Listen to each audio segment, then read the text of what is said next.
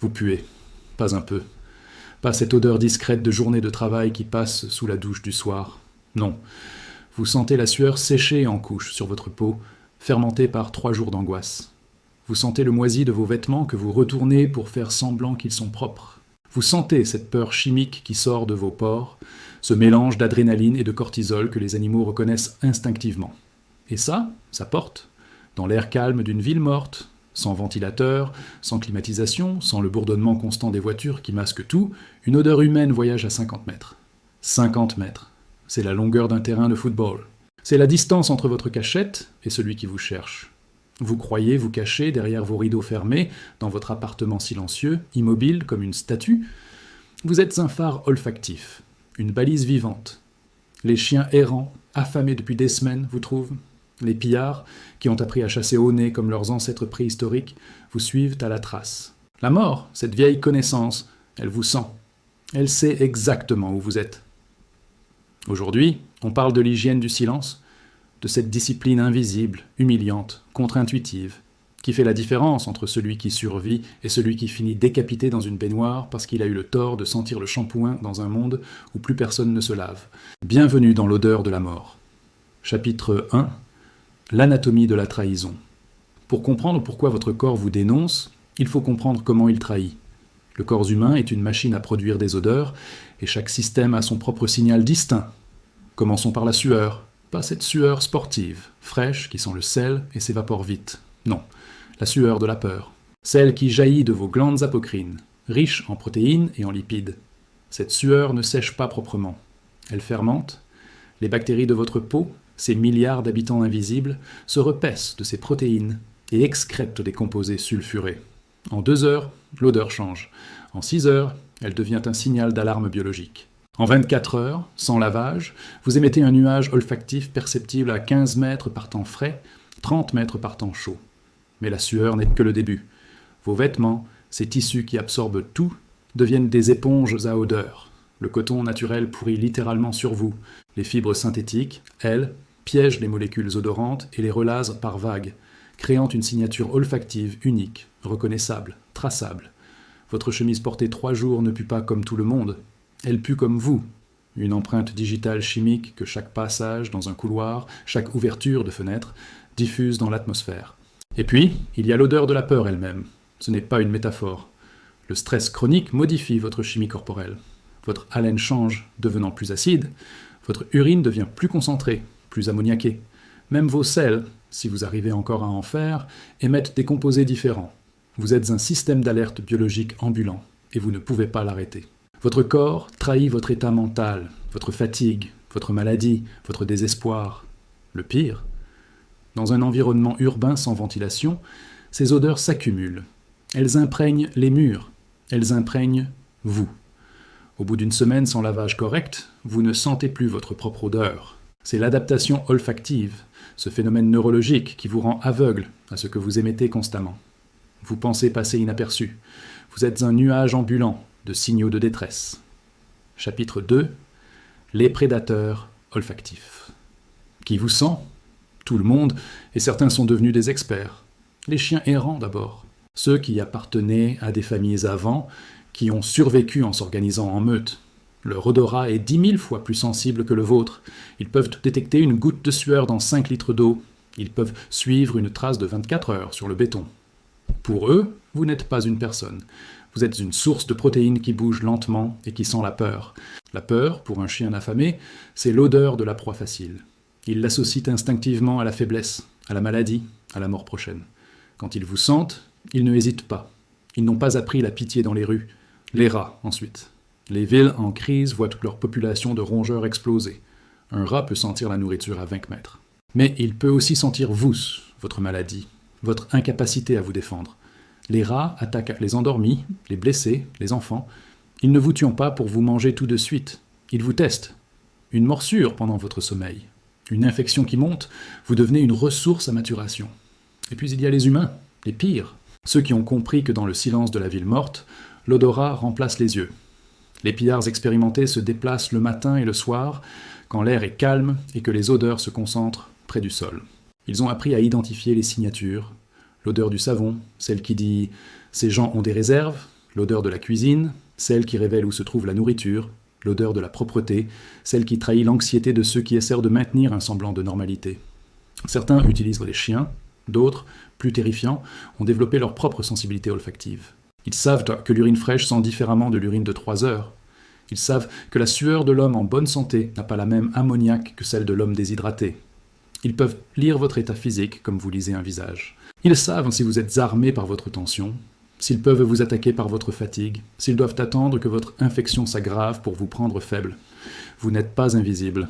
Vous êtes un livre ouvert, écrit en molécules volatiles, lu par ceux qui savent décoder. Chapitre 3. La géographie des odeurs. Comprendre comment les odeurs voyagent, c'est comprendre comment survivre. L'air n'est pas uniforme. Il a des couches, des courants, des mémoires.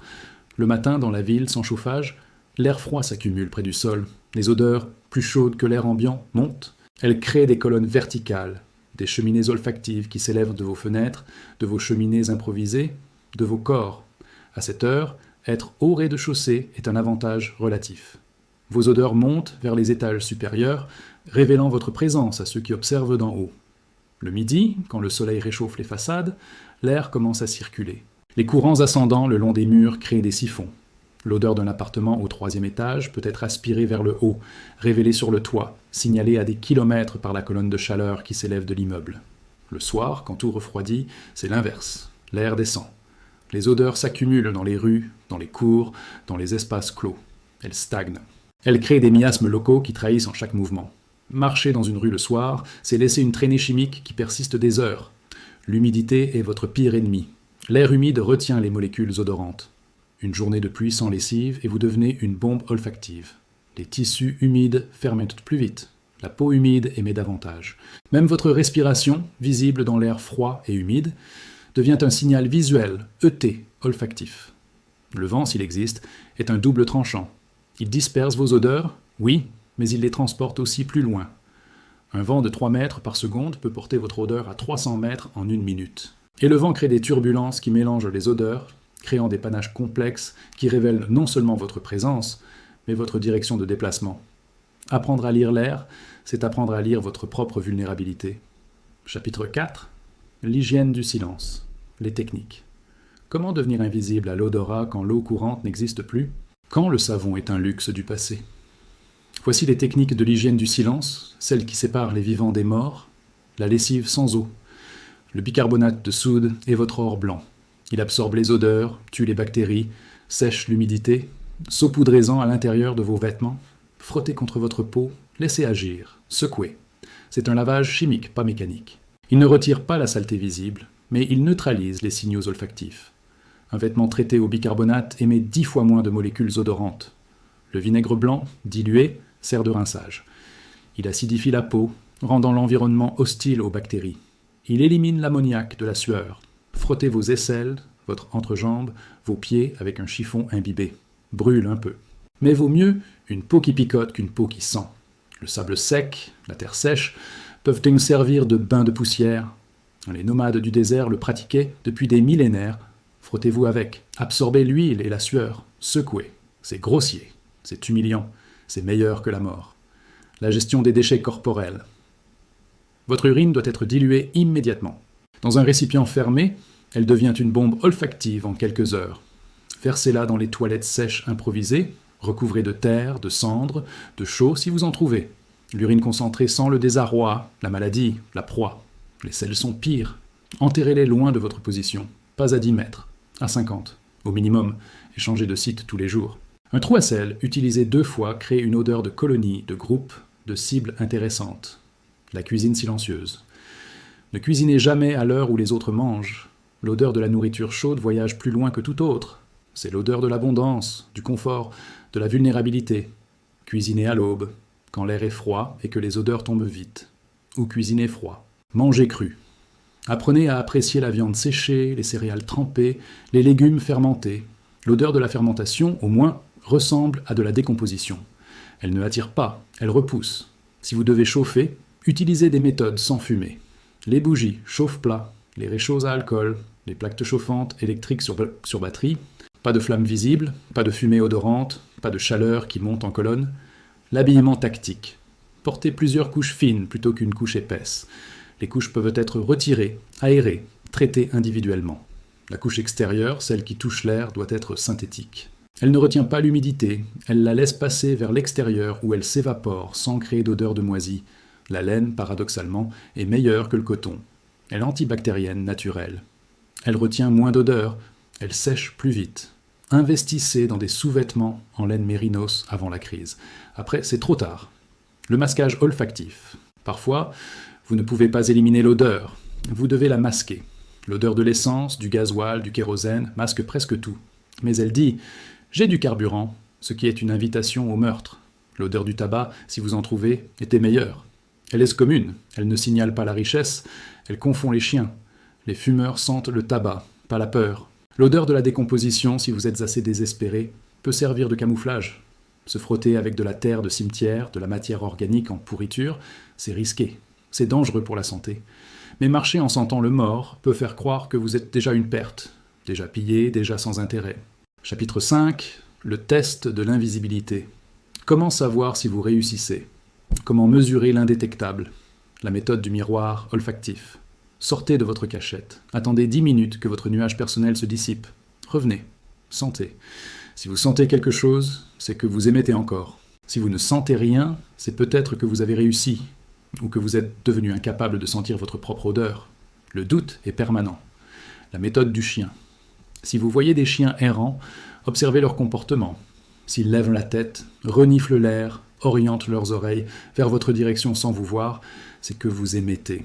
S'ils passent indifféremment, c'est peut-être que vous êtes invisible ou qu'ils jouent à plus fin que vous. La méthode du piège. Laissez un vêtement que vous avez porté pendant 2 jours à 20 mètres de votre position. Revenez le lendemain.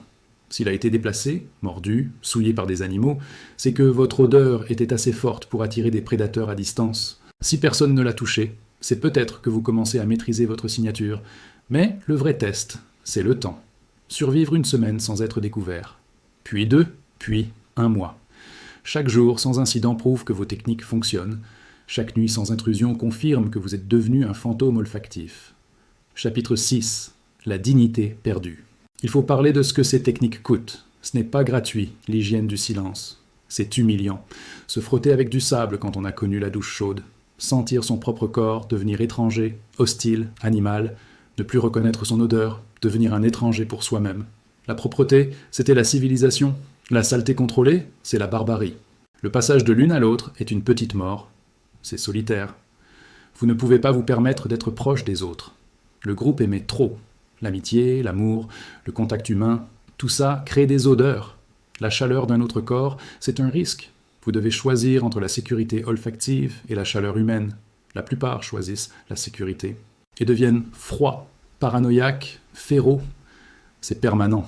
Vous ne pouvez pas vous reposer. 1 jour de négligence, et vous revenez au début. La vigilance olfactive doit être aussi constante que la vigilance auditive.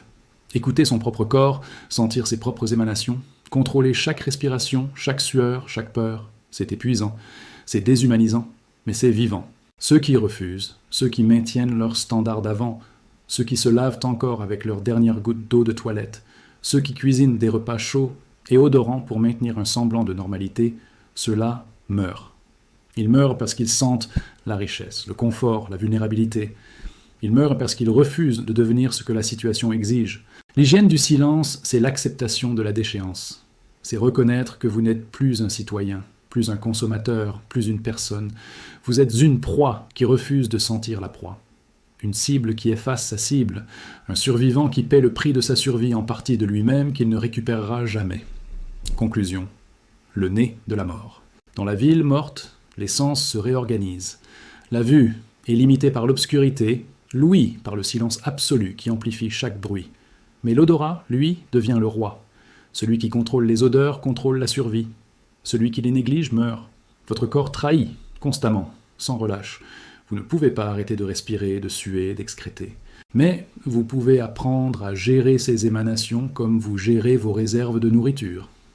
Avec parcimonie, avec intelligence, avec une discipline qui frise l'obsession. L'odeur de la mort, ce n'est pas une métaphore.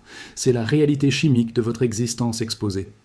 C'est le signal que vous envoyez à chaque instant, disant « Je suis là, je suis vivant, je suis vulnérable ».